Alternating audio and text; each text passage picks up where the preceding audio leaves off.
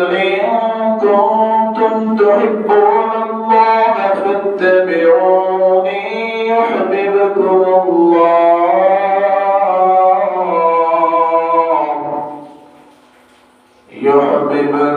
الله ويغفر لكم ذنوبكم والله غفور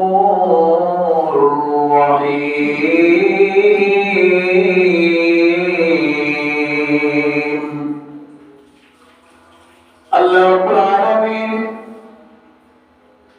سورة الإمران মধ্যে বলেন হে জগৎবাসী তোমরা যদি অন্তরের মধ্যে যদি আমার মহব্বত আমার রাসূলের মহব্বত ধারণ করতে পারো ইউহিব্বুকুমুল্লাহ বিনিময়ে যদি আমি আল্লাহ তোমাকে মহব্বত করব ওয়ায়াগফির লাকুম যুনুবাকুম ও বান্দা তুমি যদি আমার রাসূলকে মহব্বত করো অন্তরের মধ্যে আমার রাসূলের মহব্বত ধারণ রাখো বান্দা শোনো আমার রাসূলের মহব্বত অন্তরের মধ্যে রাখার কারণে আমি আল্লাহ তোমার উপরে আমার মহব্বতের নজর রেখে দেব এমনকি ওয়াগফির লাকুম যুনুবাকুম আমি আল্লাহ বিনিময়ে তোমার জীবনের সমস্ত গুনাহ মাফ করে দেব সুবহানাল্লাহ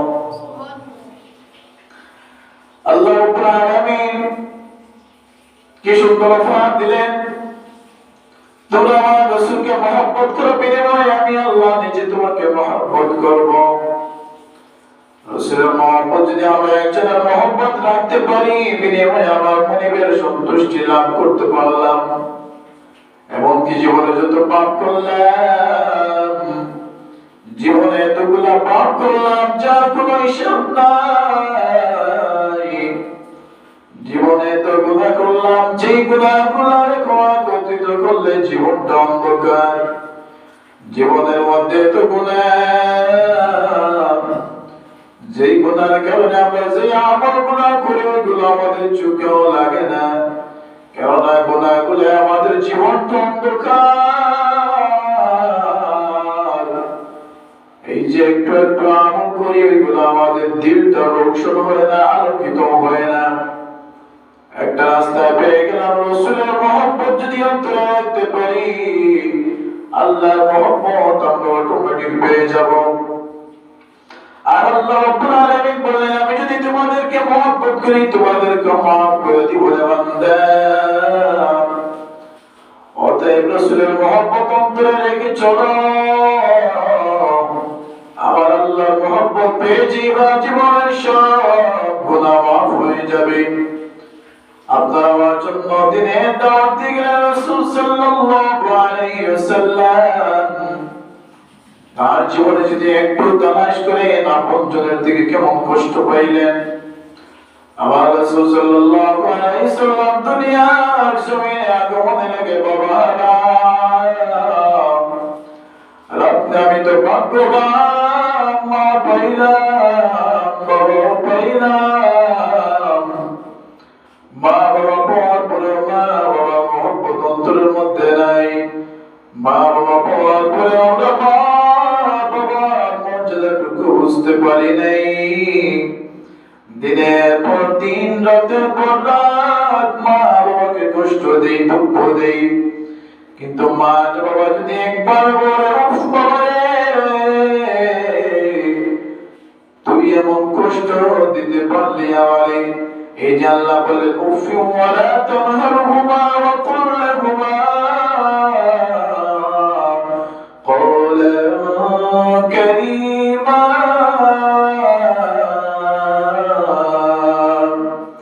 আল্লাহ বলেন তোর মা বাবা যদি একবার উফ শব্দ বলে বান্দা তোর গোটা জিন্দেগিটা নষ্ট হয়ে যাবে মা বাবা যদি একবার তোর উপরে কষ্ট ফেলে যদি একবার যদি উফ শব্দ বলে ফেলে বান্দা শোনো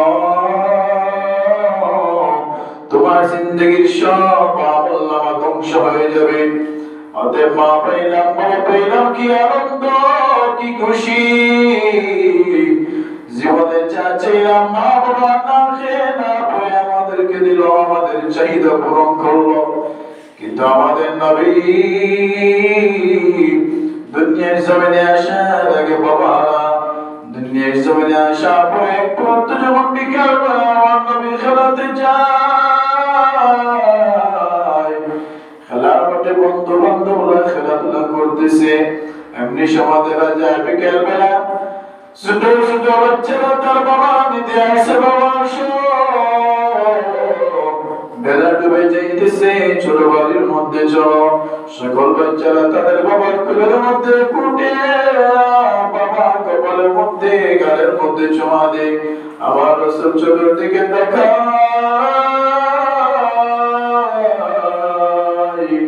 কিন্তু বাবা দেখতে পায় না, মনের মধ্যে তো দুঃখ। আবার রাসূল মাটির মধ্যে মাটিতে বসে গিয়ে কান্না করতেছেন। আম্মা জানাবেন যখন বুঝতে পারলেন আমার ছেলে এখনো আসে না কেন, যখন মাঠের দিকে রওনা হলেন, মনে হয় আমার ছেলেটা ভুল রাস্তায় চলে গেল। যখন মা বেনা চলে গেলেন জঙ্গলের দিকে, যেতে দেখতেছেন মাঠের মধ্যে মুহাম্মদ সাল্লাল্লাহু আলাইহি সাল্লাম বসে বসে কান্না করেন। যখন কাছে যাওয়ার পরে দেখতে বলেন, বাবা মুহাম্মদ তুমি কেন কান্না করো? আমার রাসূল দেখতে বলেন, মা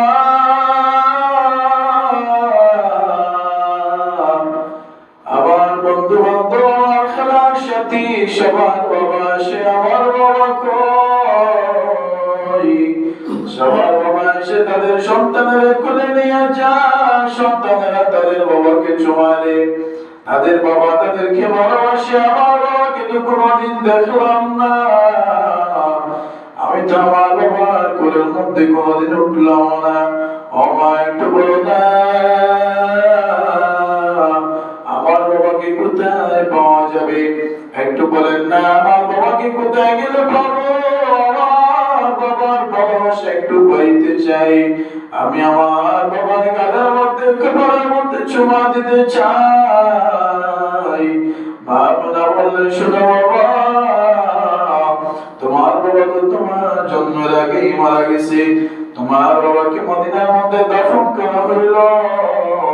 তাহলে একটা কাজ করো মা, আমি আমার বাবার কবরটা দেখতে চাই। মা আমেনা বাড়ির মধ্যে আসা পরে শ্বশুর আব্দুল মুত্তালিবকে ডাকতে বলেন, আব্বা আমার ছেলে মুহাম্মদ খেলার মধ্যে গিয়েছিল, যাওয়ার পরে এই ঘটনা এই বর্ণনা সকল ছেলেরা তাদের বাবার কোলের মধ্যে উঠে, আমার মুহাম্মদের মনের মধ্যে চাহিদা জাগলো বাবার কোলের মধ্যে উঠবে। আমি বললাম, তোমার বাবা তো তোমার জন্মের আগেই মারা গেল, এখন আমার ছেলে বলতেছে বাবার কবরটা নাকি দেখতে যাবে। আব্দুল মুত্তালিব বললেন, শোনো রে মা, আমার নাতি মুহাম্মদ যখন বলল বাবার কবরটা দেখাইয়ে নিয়ে আসো, যাও। শোনো বেলা, আমার নাতি মুহাম্মদকে নিয়ে যাও, সাথে দিয়ে দিলাম উম্মে আমনকে, তিনজনের কাফেলা দিয়ে দিলেন একটা উট নিয়ে।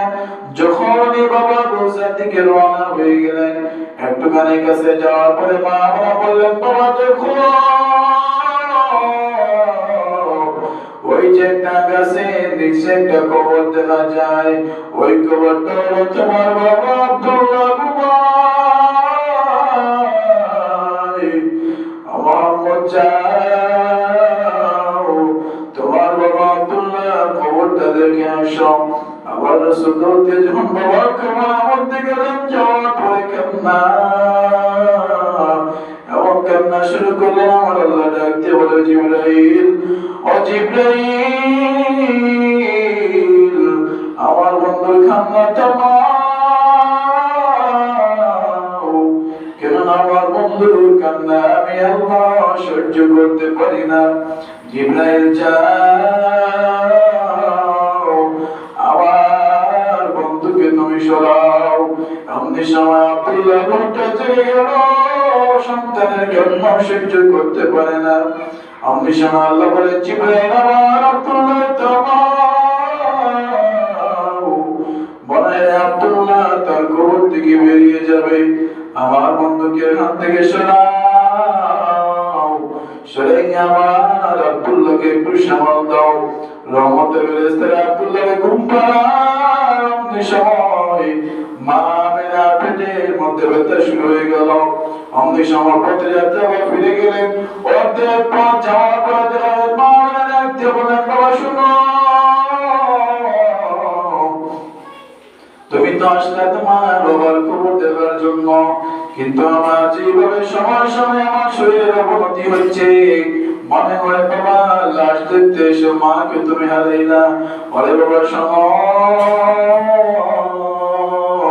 আমি যদি মা মারাও যাই মনের মধ্যে দুঃখ নিও না, কষ্ট নিও না রে বাবা।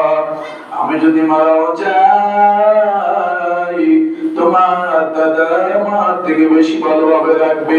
আমার রাসূল চোখে কান্না করেন, মা এখানে মারা যায়। মা আমেনা সেখানেই দাফন হয়ে যায়। উম্মে আয়মনা মুহাম্মদ সাল্লাল্লাহু আলাইহি সাল্লাম মক্কার মধ্যে রওনা হয়ে গেলেন। মক্কার মধ্যে যখন যাইতেছেন, প্রবেশ করার মুহূর্তে মক্কায় তুলনার মুতাওয়ালি আব্দুল মুত্তালিব দেখাইয়া দেখে তিনজনের কাফেলা দিলাম। এখন দেখা যায় উটের মধ্যে মাত্র দুইজন দেখা যায়, আরেকজন কোথায় গেল? মা আব্দুল মুত্তালিব মনে মনে ভাবলেন হয়তো এই উটটা তো আমার, কিন্তু মনে হয় যাত্রীগুলা ভুল, কিন্তু উট দেখে মনে হয় এই যাত্রী আমার। কিন্তু এই কাফেলার মধ্যে দিলাম তিনজন, একজন গেল কোথায়? জন কাছে আসলো, আসার পরে হযরত মুহাম্মদ সাল্লাল্লাহু আলাইহি ওয়াসাল্লামের মাথা নিচু অগ্নিশমে ডাকতে বলেন, আব্দুল মুত্তালিব, আমি আর আমেনা যখন গেলাম আব্দুল্লাহ জিয়ারত করার জন্য, আসার সময় আমেনা সেখানে মারা যায়। আজকে মুহাম্মাদের মা নাই, বাবা নাই, মুহাম্মদ একেবারে এতিম হয়ে গেল গো। আজকে মুহাম্মাদের আপন বলতে আর কেউ রইল না। এতদিন বাপ ছিল না, ৬টা বছর মাকে দেখে দেখে কাটাইলো। আজকে বাচ্চাটা কেমন করে চলবে, কেমন করে সান্ত্বনা হবে যে আজকে তার মা রে হারাইয়া ফেললো।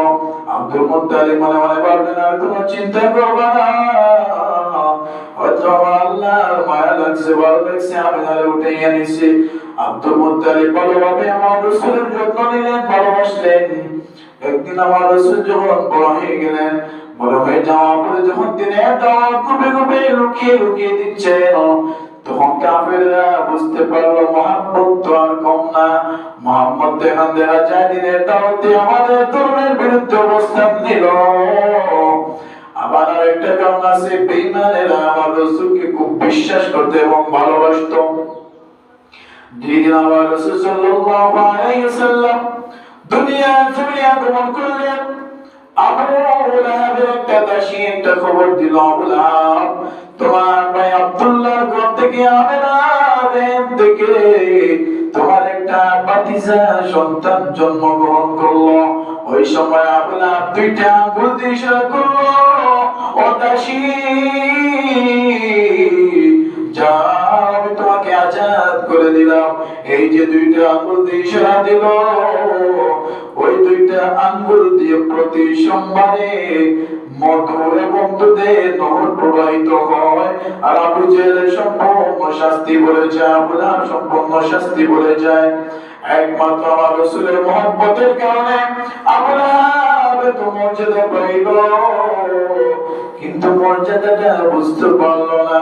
এখন আসেন আমার রাসূল যখন দিনের দাওয়াত দিলেন, আবু লাহাব সেই বাবা রাসূলের পিছনে লেগে গেল।